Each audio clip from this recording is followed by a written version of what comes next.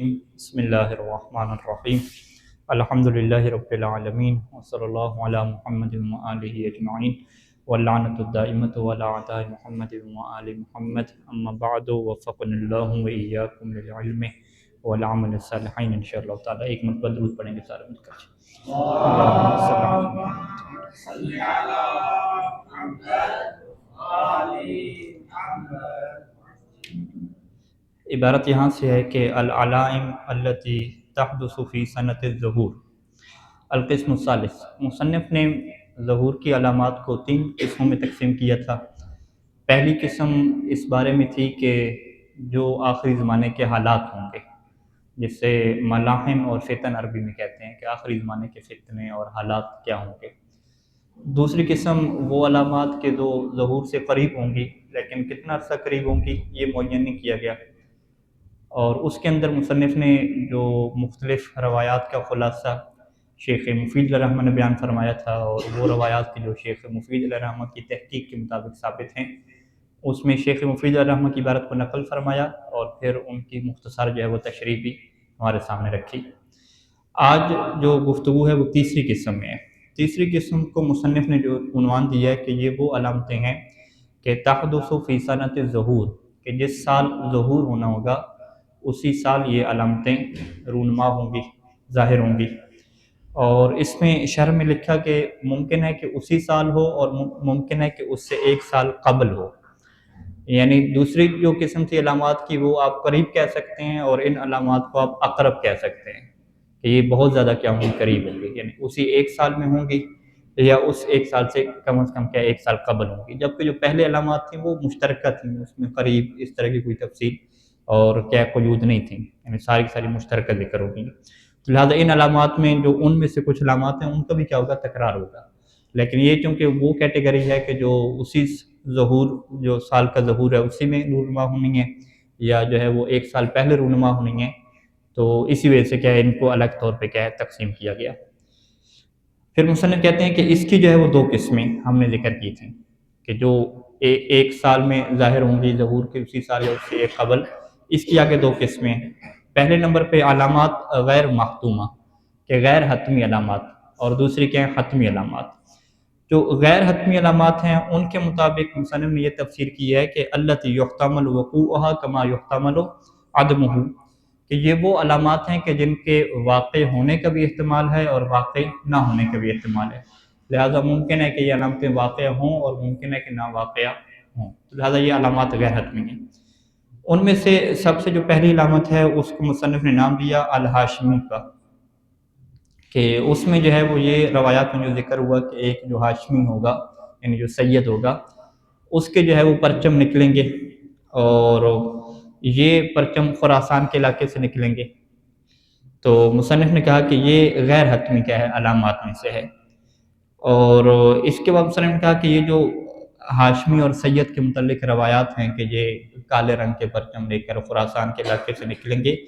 اس میں جو ہے وہ بہت ساری روایات میں مختلف تفاصیل ذکر ہوئی ہیں، کچھ روایات مصنف ذکر بھی کریں گے۔ مثال کے طور پہ کچھ روایات میں یہ ذکر ہوا ہے کہ انہ رجل من بنی ہاشم، کہ خاندان بنی ہاشم کا یہ ایک مرد ہوگا۔ ایک میں یہ ذکر ہوا ہے کہ یہ ذریت رسول سے ہوگا، اور سن شباب، یہ جوان ہوگا، اور ان کی جو دائیں ہتھیلی ہے، جو دائیں ہتھیلی ہے اس ہتھیلی کے اندر کیا ہوگا، ایک تل ہوگا، اور وہ خراسان سے نکلے گا۔ پھر مصنف نے کہا کہ خراسان کے متعلق ہم بیان کر چکے ہیں کہ ممکن ہے کہ وہ ایران کے ایک حصے کو بھی شامل ہو جہاں پہ بھی مشہد مقدس ہے، اور افغانستان کے حصے کو بھی شامل ہو، اور جو سوویت یونین کے جو علاقے ہیں ان کو بھی کیا یہ شامل ہو سکتا ہے۔ لہٰذا ہم جو ہے وہ فکس نہیں کر سکتے کہ افغانستان کا علاقہ ہوگا، سوویت یونین کا کوئی علاقہ ہوگا، روس، رشیا وغیرہ، یا جو ہے وہ ایران کا جو مشہد ابھی موجود ہے یہ والا علاقہ ہوگا۔ یہ بہت سارے کیا احتمالات موجود ہیں، اور احادیث یہ کہتی ہیں کہ یہ جب وہاں سے خروج کریں گے خراسان سے، تو خراسان سے خروج کر کے یہ عراق میں کیا جائیں گے، کوفہ میں، اور کوفہ میں جو ایک جو سفیانی ہے جو ظلم کرے گا اس کا لشکر بھی وہاں پہ موجود ہوگا، اور جو وہاں پہ بہت زیادہ خون بہے گا، اور کوفہ میں بہت ساری خواتین کو وہ قیدی بنا کر گاڑیوں وغیرہ میں ڈال کے، جو وسائل نقل جو عربی میں تعبیر استعمال ہوئی ہے کہ نقل و انتقال کے جو ذرائع ہیں وہاں پہ وہ قیدی بنا کے ان کو لے جا رہے ہوں گے شام کی طرف، تو یہاں پہ یہ پھر جو ہے وہ ہاشمی کیا ہے وہاں پہ پہنچے گا، اور ادھر سے جو یمانی کا لشکر ہے وہ بھی کیا پہنچے گا، اور کوفہ میں ان کی جو ہے وہ آپس میں جنگ ہوگی، اور بالآخر فتح جو ہے وہ انہی جو ہے وہ ہاشمی کو ہوگی۔ اور یہاں پہ مصنف نے ابھی کچھ روایات کو ذکر کیا کہ اس میں مصنف نے کہا کہ احادیث میں یہ اختلاف موجود ہے کہ آیا وہ حسنی ہوں گے یا حسینی ہوں گے۔ حسنی یعنی امام حسن علیہ السلام کے نسب سے ہوں گے، حسینی یعنی امام حسین علیہ السلام کے نسب سے ہوں گے۔ اور مصنف نے کہا کہ وَإِنَّنِي أَظُنُّ ظَنًّا قَوِيًّا، کہ مجھے یہ ظن ہے کہ یہ حسنی النسب ہوں گے۔ اور یہ جو روایات میں ذکر ہوا ہے حسنی کا لفظ یا نفس زکیہ کو جو ذکر ہوا ہے، یہ وہی ہاشمی ہیں، یعنی کوئی الگ سے یہ چیز جو ہے وہ شخصیات نہیں ہیں، یعنی جو خراسان سے خروج کریں گے حسنی، جو نفس زکیہ کا قتل ہوگا، اور یہ سارے جو ہے وہ ایک ہی مصنف کہتے ہیں کہ میرا یہ ظن ہے کہ مجھے یہ چیزیں کیا ایک ہی لگتی ہیں، فرق نہیں لگتا۔ بہرحال مصنف نے کہا کہ یہی جو ہے وہ مشہور بھی ہیں کہ جو رکن و مقام کے درمیان جو نفس ذکی ہوں گے، حسنی النسب ہوں گے، وہ بھی یہی کیا شخصیت ہوں گی، کوئی یعنی دوسری مجھے شخصیت نہیں لگتی۔ اچھا، سب سے پہلے جو ہے وہ یہ روایت نقل کرتے ہیں عبداللہ بن مسعود سے، اور یہ روایت اللہ کے رسول صلی اللہ علیہ وآلہ وسلم سے ہے کہ آپ فرماتے ہیں کہ ہم نے رسول خدا صلی اللہ علیہ وآلہ وسلم کو دیکھا کہ وہ ہماری طرف آ رہے ہیں، مستبشراً یعرف السرور فی وجہہ، کہ بڑی جو ہے وہ بشارتیں دے رہے ہیں اور خوشی کی حالت میں،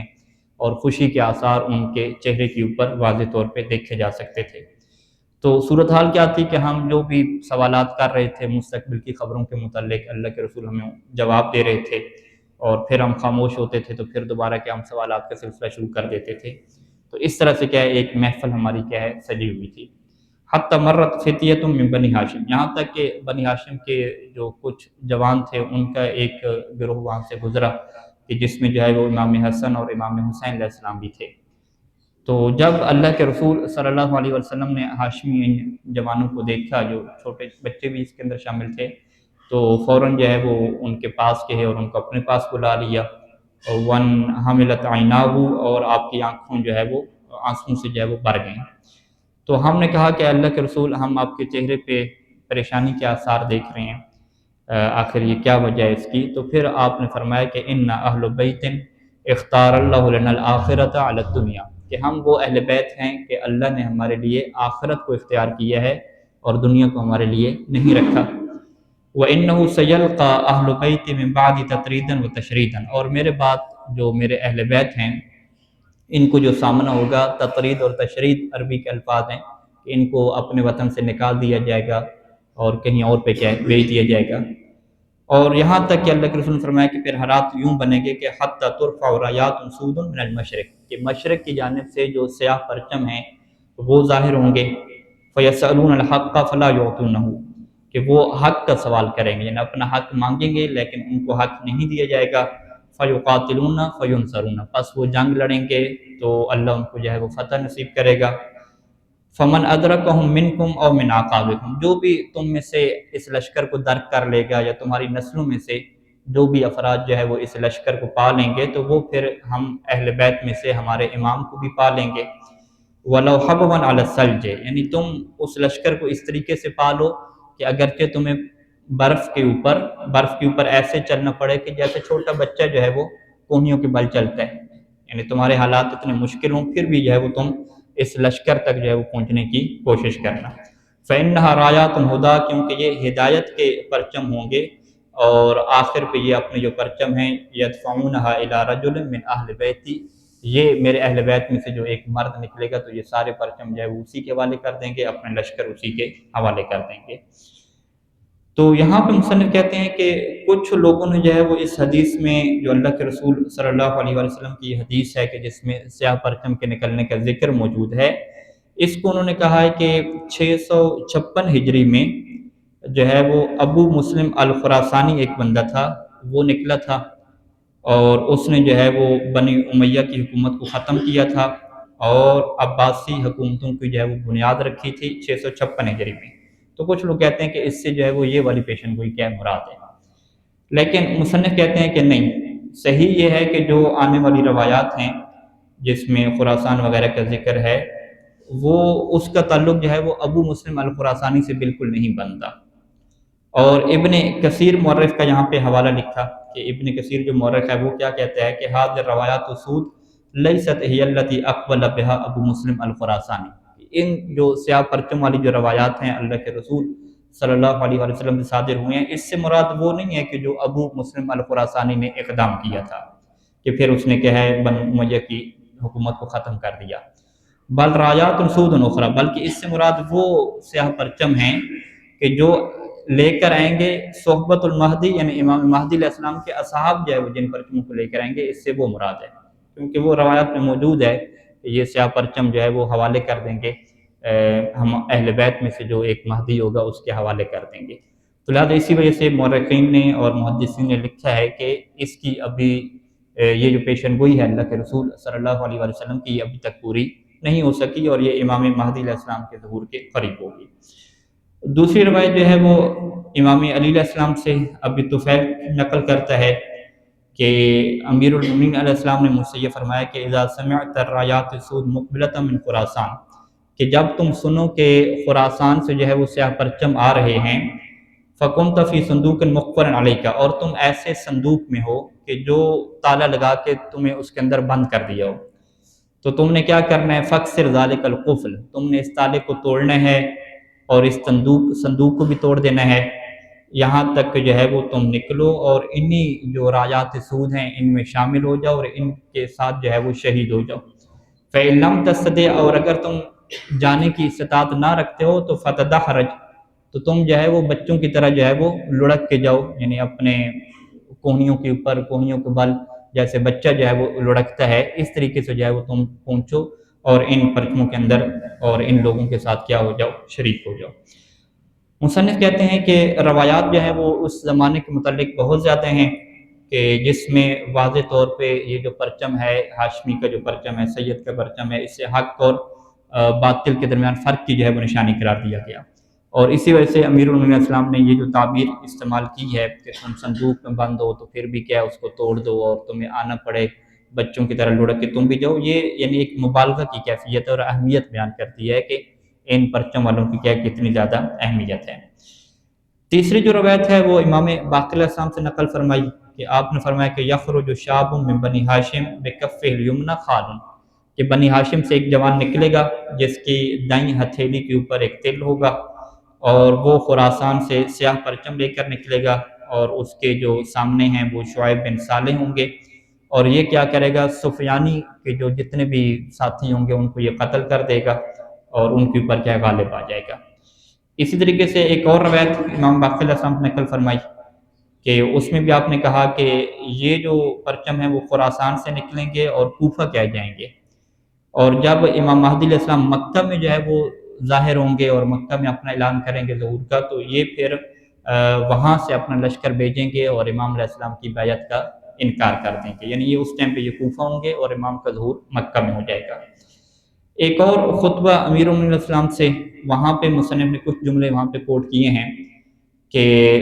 امام حسن علیہ السلام کی اولاد سے، رجل من اولاد الحسن، کہ امام حسن علیہ السلام کی اولاد سے ایک جو ہے وہ شخص نکلے گا فی اسم عشر الف فارس، کہ جس کے پاس جو ہے وہ 12,000 کا لشکر ہوگا، 12,000 گھڑ سوار، فارس کے یہاں پہ لفظ موجود ہیں،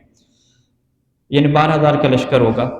وَيَقُولُ لَهُ يَا ابْنَ الْعَمِّ، اور وہ آ کے جو ہے وہ کہے گا امام مہدی علیہ السلام سے کہ یا ابن العم، اے میرے چچا زاد،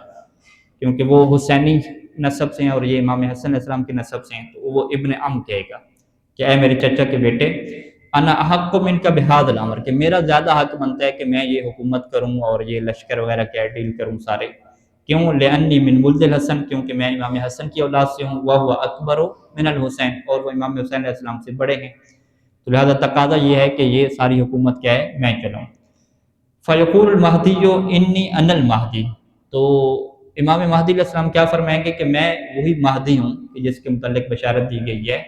تو لہذا یہ حکومت میری ہوگی۔ تو اس وقت یہ اس سے کہے گا کہ کیا آپ کے پاس کوئی آیا ہے، کوئی آیت یعنی کوئی نشانی ہے، کوئی معجزہ ہے، کوئی علامت ہے،